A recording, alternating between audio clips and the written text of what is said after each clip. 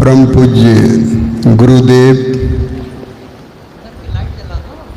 मुद्दमंगल में संत समाज, ट्यूबलाइट जला दो। उपस्थित भक्त, सत्संग प्रेमी सज्जन एवं भक्तिमयी माताओं एवं बहनों, सज्जनों, आज इस धरातल पर कबीर नहीं होते तो धर्म और भक्ति ये देखने को नहीं मिलता और मनुष्य का जीवन बेचैन हो जाता, तंग तबाह हो जाता। कहाँ शांति मिलती, उसे कहीं भी राह नहीं मिल सकता था। साहब का एक पंक्ति है, नहाए धोए क्या भया, जो मन का मैल न जाए, मीन सदा जल में रहे, धोए बास न जाए। ये दो पंक्ति धर्म के क्षेत्र में बहुत काफी है। जो पंडित, जो मौलना, जो धर्म के ठेकेदार यह समझते हैं कि पूजा पाठ, नहाने धोने से, कर्मकांड करने से, पितर पिंड का पूजा पाठ करने से कल्याण हो जाता है, उस पर साहब ये कैंची चलाते हैं कि नहाए धोए क्या भया। तुम नहाते तो बहुत सवेरे हो, चंदन टिक्का भी लगाते हो, लेकिन मनुष्यों से द्वेष की भावना रखते हो। साहब कहते हैं कि नहाए धोए क्या भया, जो मन का मैल न जाए।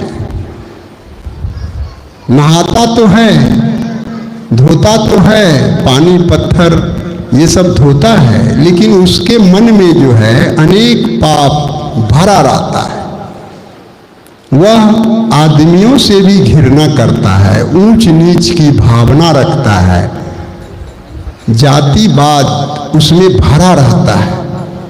साहब कहते हैं, जिस प्रकार मछली जल में रहती है तो भी गंध देती है, और जल से जब बाहर निकालोगे तो भी वह महकेगी। दूसरा साहब कहते हैं, पोथी पढ़ी पढ़ी क्या भया, पोथी पढ़ी पढ़ी क्या भया। लोग पोथी किताब तो पढ़ता है, लेकिन प्रेम करना नहीं सीखता है।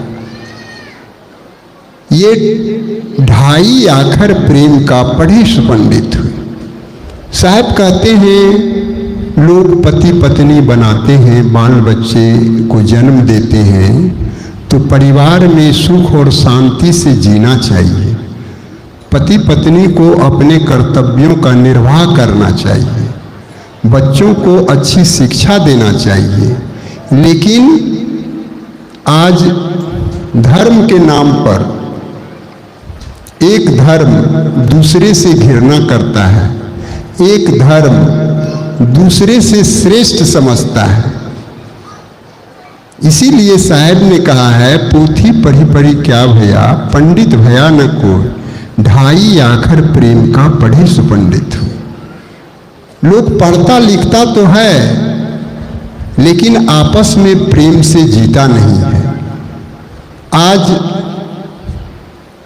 कोई यह कहता है कि मेरा अल्लाह बड़ा है, तुम्हारा भगवान छोटा है। कहीं यह कहेगा कि मेरा भगवान बड़ा है, तुम्हारा अल्लाह छोटा है, और दोनों में दंगा होते रहता है। एक दूसरे पर जो है सो गोलियां चला देता है धर्म के नाम पर। और ऊपर में जो कहता है ईश्वर अल्लाह ऊपर में रहता है, ऊपर में कुछ नहीं है, शून्य आकाश है। स्वर्ग और नरक इसी जीवन में है। जिसका वर्तमान का जीवन दुखमय है, कष्टदायक है, उसका जीवन नरक में है, और जिसका जीवन सुखमय है, दुख रहित है, उसी का जीवन स्वर्ग में है। इस संसार में दुख देने वाला कोई नहीं है। आदमी स्वयं अपने कुकर्मों से अपने दुखों में बंध जाता है और छटपटाते रहता है। ये शरीर कुछ समय के लिए मिला है। इस धरती का जो उम्र है अरब खरब अथाह है, उसमें हम लोगों का जो जीवन है वह तिनका के समान है, बहुत छोटा सा जीवन है। आज मिला कल छूट जाएगा। जब शरीर आपका अपना नहीं है तो कौन अपना है? यहाँ सुख से जीवन बिताइए, सुख से जीना सीखिए, सुख से जीना सीखिए और सुख से इस शरीर को छोड़ना सीखिए। ये शरीर को सुख से छोड़ना है, दुख से नहीं। ये आपके हाथ में है और ज्ञान ही ईश्वर है। उपनिषदों में लिखा है प्रज्ञानन ब्रह्म। ज्ञान क्या है? ब्रह्म है। आपको अगर ज्ञान है तो आप दुख रहित जीवन जी सकते हैं, आपको कोई भी दुख नहीं देगा। और जब ज्ञान नहीं है तो आप इसी तरह से काशी प्रयाग मथुरा इधर उधर घूमते भटकते रहेंगे, कहीं भी सुख शांति नहीं मिलेगी। और जो करेंगे वह मिलेगा। इसीलिए अच्छे कर्मों को करें। सुबह में जगे तो सोच विचार के काम करें। आज इस कबीर पारक संस्थान में समय से सारे कार्य होते हैं। क्यों होता है? कहीं कहीं जो पूजा पाठ लोग करता है तो 12 बजे रात तक करता है, भर भर रात जग जाता है। जीवन जो है ये कारण कार्य की व्यवस्था से चलता है। आपको सुख से जीना है तो कितने बजे उठना है उसका पालन करना पड़ेगा। कितने बजे भोजन करना है, कितने बजे सोना है, ये सब चीज सीखना पड़ेगा, तब आप डॉक्टर के पास नहीं जाएंगे। यहाँ का कार्यक्रम 12 बजे समाप्त हो जाता है और कारण कार्य की व्यवस्था से थोड़ा सा अगर आप भिन्न चलेंगे तो आपके शरीर स्वास्थ्य पर प्रतिकूल असर पड़ेगा, उसको कोई माफ नहीं करेगा। आप अगर अपने भोजन पर संयमित नहीं रखेंगे तो स्वास्थ्य खराब होगा, क्योंकि आपने जो कार्य किया उसी का परिणाम आपके सामने आएगा। सोच विचार के भोजन नहीं कीजिएगा तो क्या होगा? दुख होगा। इसी तरह से संसार जो है ये कारण कार्य के व्यवस्था से चलता है। ये जो प्राकृतिक घटनाएं होता है, बारिश होती है, तूफान आता है, ये दुनिया जो आप देख रहे हैं इसको कोई चलाता नहीं है, कोई चलाने वाला नहीं है। ये एक कारण कार्य की व्यवस्था है, उसको समझना पड़ेगा। उस आधार पर ये दुनिया चल रहा है। भगवान के या अल्लाह के कोई दुश्मन नहीं है। जो कहीं पर अतिवृष्टि जो है सो देखने को मिलता है, कहीं पर अनावृष्टि होता है, तो ये सब क्यों होता है? उनके अल्लाह ईश्वर के भगवान के कोई दुश्मन तो नहीं है। हम लोग गाड़ियां चलती है और माने उलट जाता है। अभी ये कहीं कहीं जो है सो अधिक भीड़ होती है तो उसमें भगदड़ मचता है, लोग मर जाते हैं तीर्थ स्थलों पर। तो ये सब कैसे हो जाता है?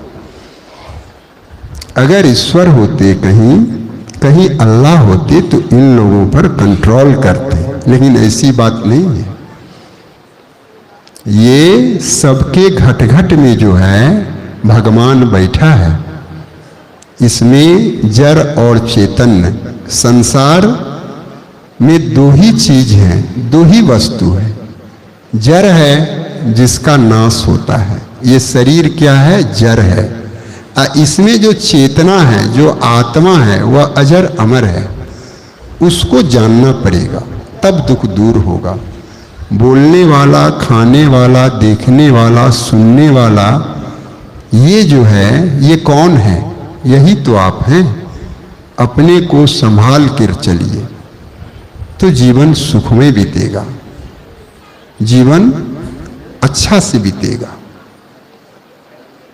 और कोई किसी को ठगिए नहीं। साहब कहते हैं, कबीर आप ठगाइए और ना ठगिए कोई, आप ठगे सुख उपजे और ठगे दुख होए।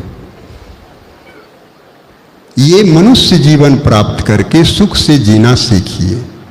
इसीलिए साहेब ने कहा है कि तन धरी सुखिया काहू न देखा, जो देखा सो दुखिया। उदय अस्त की बात कहते हैं, सबका किया विवेका। बाटे बाटे सब कोई दुखिया, क्या गिरही बैरागी। शुक्राचार दुखी के कारण, गर्भी माया त्यागी। जोगी जंगम ते अति दुखिया, तापस के दुख दूना। आशा तृष्णा सब घट व्यापे, कोई महल नहीं सुना। ये लोगों को जो दुख होता है आशा और तृष्णा के कारण होता है। कहीं कबीर तेई हो दुखिया, जिनिया राह चलाई। साहब कहते हैं, संसार में जितने भी पथ पंथाएं है, जिसने इसकी मैंने ये रचना किया है कर्म कांडों का, देवी देवताओं का, वे लोग भी दुखी हैं। हम लोग तो देखते हैं, अयोध्या जाइए, एक से एक बिजनेसमैन धार्मिक संस्थाओं में बैठा हुआ है, लूटने के लिए बैठा हुआ है। ये लोग लूटने का काम करता है, ना अपना खाना पीना जानता है, तो चेला क्या जानेगा। साहब कहते हैं, जाका गुरु है आंधरा, चेला क्या करे। चेला क्या करेगा। अंधे अंधा पेलिया दो कूप पर है। जिसका गुरुए अंधा है तो चेला क्या करेगा। जिसको जैसा गुरु मिलता है इंसान वैसा ही हो जाता है। आज एक धर्म है, उस धर्म का गुरु जो है हिंसा करता है, मांस खाता है, मदिरा खाता है, तो उसका चेला भी वही काम कर रहा है। जिसका गुरु अहिंसक है, अच्छे हैं, तो उसका शिष्य भी अच्छा है, सुख से जीता है। तो गुरु का जीवन में बहुत महत्व है। साहब कहते हैं कि गुरु का जीवन में जो है सो बहुत महत्व है।